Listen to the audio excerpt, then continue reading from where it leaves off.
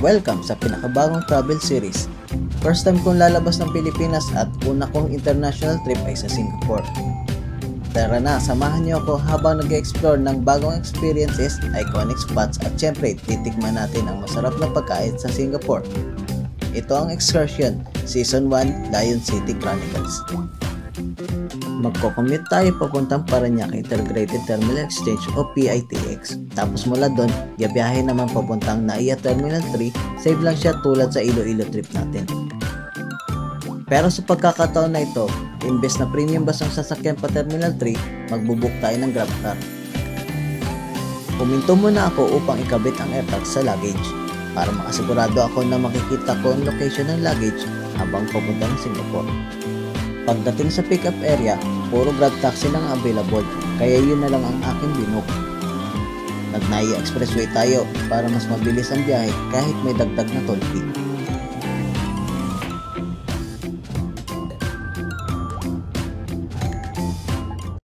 Pagdating sa Terminal 3, dumiretso tayo papuntang departure area.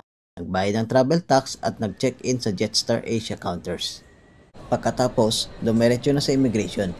Bago pumila, na-aksidente ng hulog yung camera galing sa bag, kaya naputol yung mount. Simula rito, puro handheld shots na ang gagawin ko. Pagkatapos ng immigration, dumiretso tayo sa Kenny Rogers upang kumain.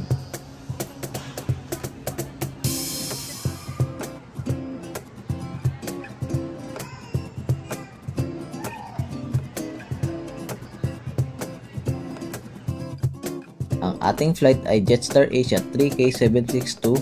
Ang pag-alis ng Maynila ay 10:30 ng umaga habang pagdating sa Singapore ay 2:15 ng hapon. Isa siyang Airbus A320. Ito ay may seating capacity na 180. Meron itong tatlong restroom, isa sa harap habang dalawa naman sa likod. Ang upuan ko naman ay nasa seat 1F.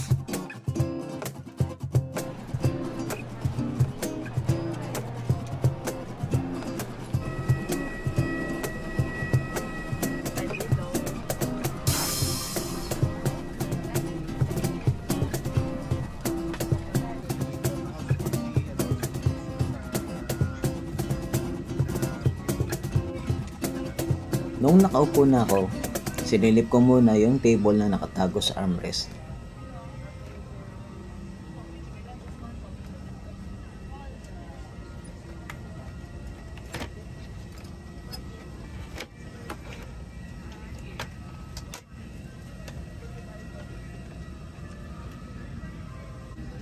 Chinek ang safety card.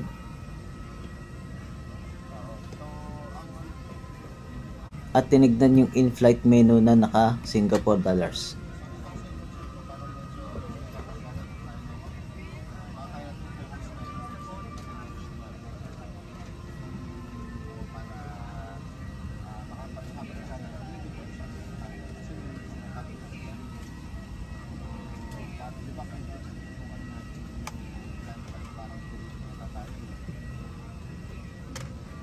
Meron din itong barf bag. Unfortunately, wala itong charging ports o outlet. Nagsimula na mag-pushback upang mag-taxi pa runway.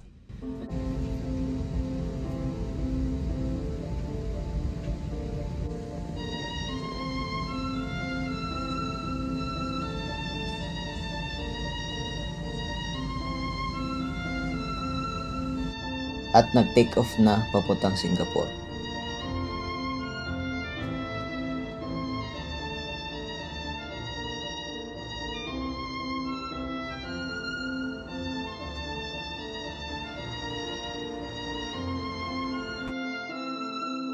Ang flight na ito ay aabutin ng halos 3.5 oras.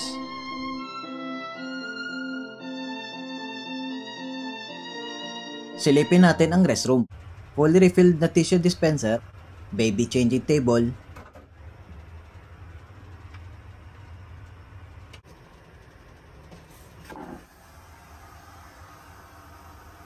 may hot and cold water ang sink.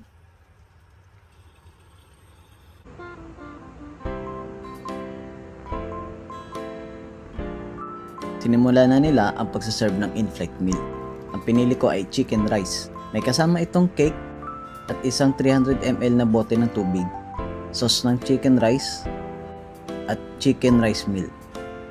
Opisyal na tayo nakalabas sa Pilipinas at nasa Malaysia na tayo.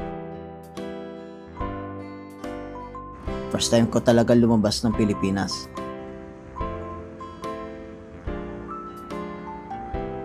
Ang ganda ng tanawin.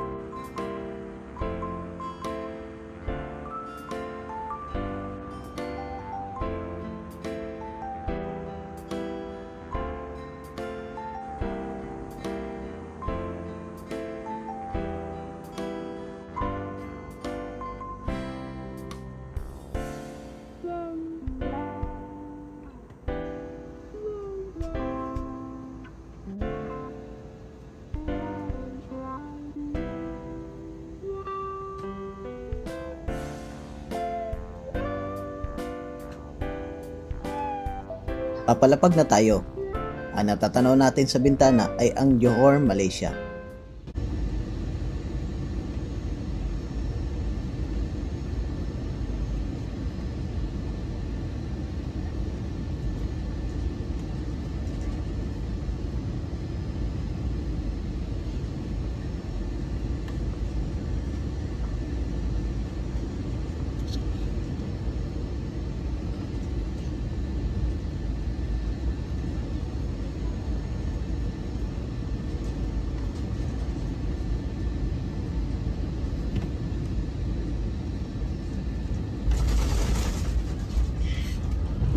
At nag-touchdown na tayo sa Singapore.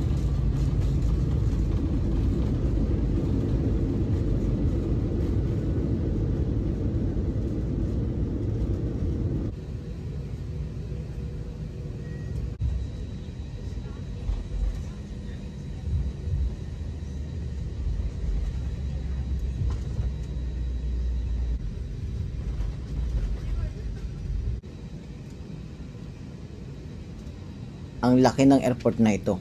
Sa pagbaba pa lang ng eroplano, ibang-iba na agad ang vibe na nararamdaman ko. Ang lawak ng airport na ito. At Terminal 4 building pa lamang ito. Paano na kaya kung nasa ibang terminal na tayo? Immigration? Scan lang ng passport, biometrics, tapos cleared na agad. Ang bilis.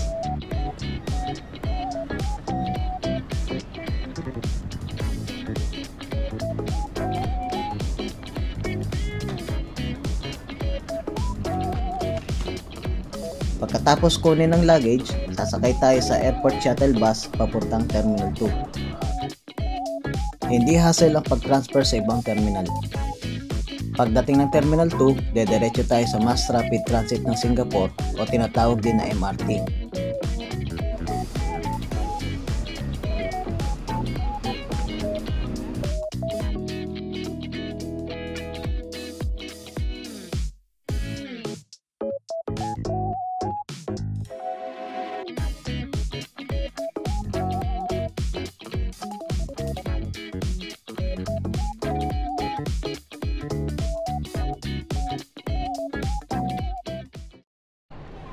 Dito, bibili tayo ng EasyLink card.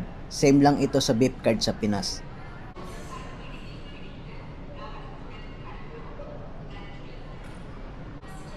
Ito ang magiging kauna-unahang transaksyon ko dito sa Singapore.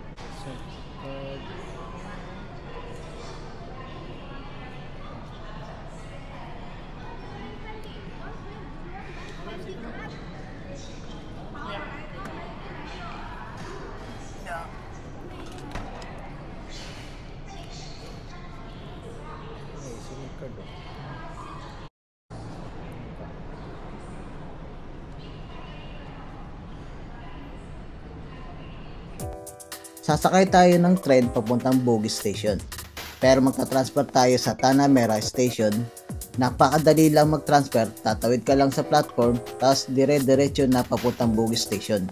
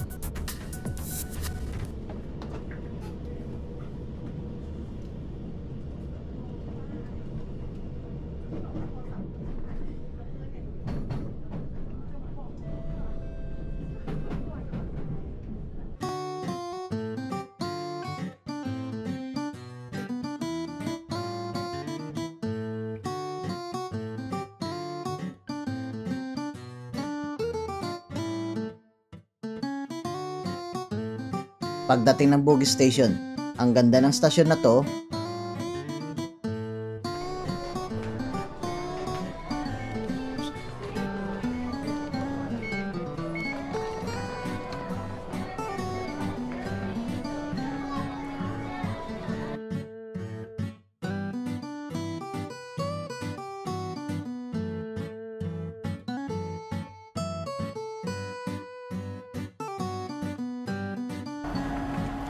Nagkamali pa ako sa exit na pupuntahan, kaya napabalik ako.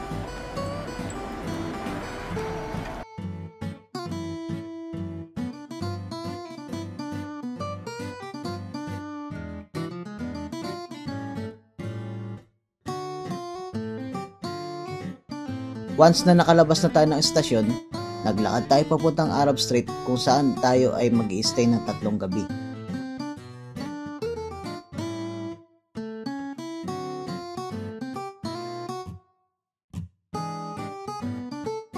Sa Met Space Pods tayo mag-i-stay ng 3 gabi. Isa itong capsule hotel. Nasa 3rd floor ako naka-assign. Ito ay mixed room at shared bathroom. May sarili kang locker para sa mga bag at mga gamit. Pero nasa upper deck ako ng capsule, kaya kinakailangan kong umakyat pa.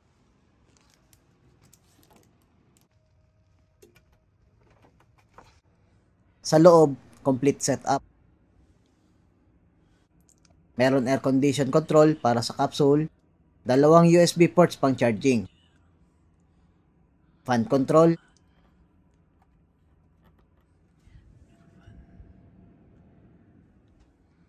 light control na pwedeng i-adjust ang mood,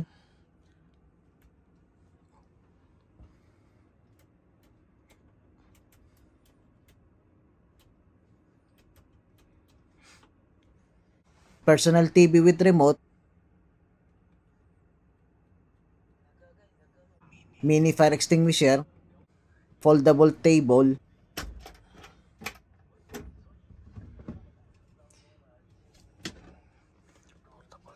bathroom towel, 2 unan at blanket. Meron din mini safe pero hindi ko mabuksan.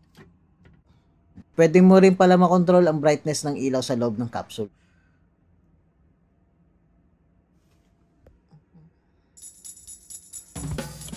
Pagkatapos mag-ayos ng gamit, maglalakad tayo patungong Merlion Park, ang ating unang tourist destination.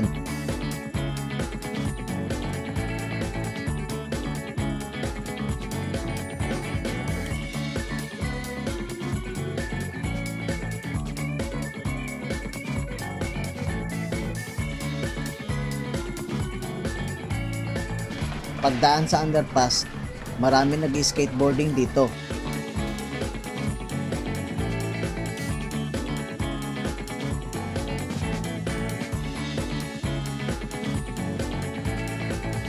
Nung nakarating na tayo sa Marina Bay, grabe, ang ganda, lalo na ang Marina Bay Sands. Ang sunod na destinasyon natin ay ang Lau Pa Sat, isa itong hawker center.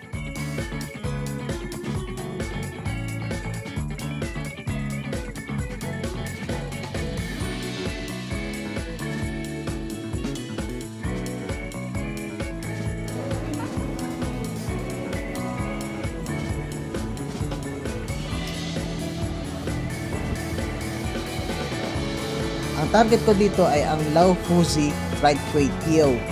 Isa siyang Michelin Bib Gourmand awardee.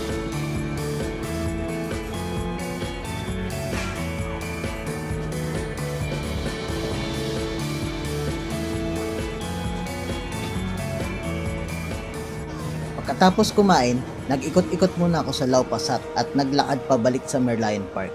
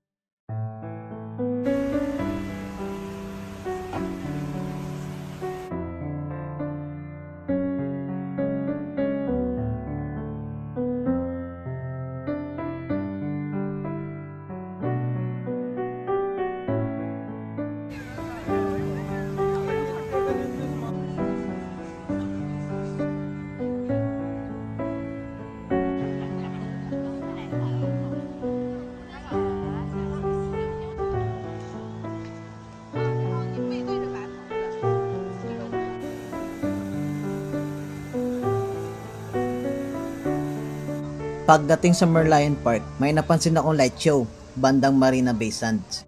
Pupuntahan natin sa susunod na araw yan. Sa ngayon, ang pupuntahan natin ay ang Esplanade Outdoor Theater, kung saan ay may live music sila ngayon.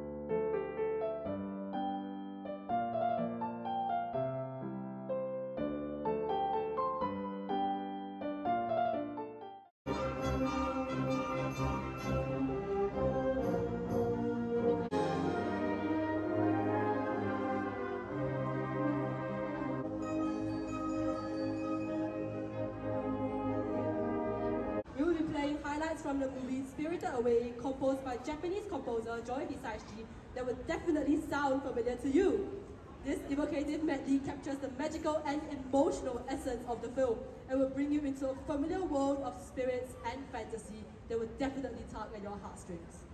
We hope you enjoy this last piece of our performance. Do close your eyes as we sweep your spirit away.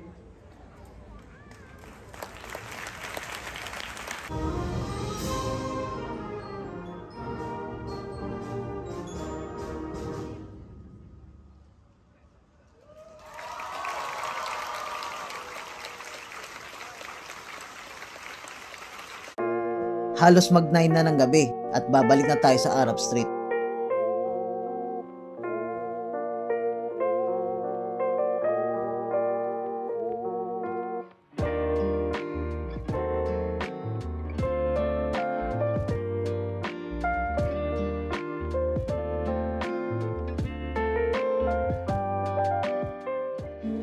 Wow!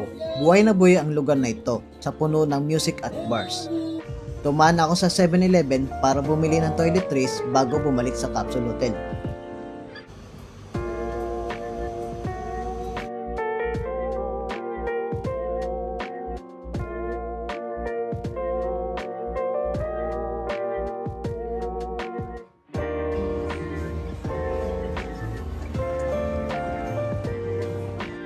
At natapos na ang unang araw natin sa Singapore.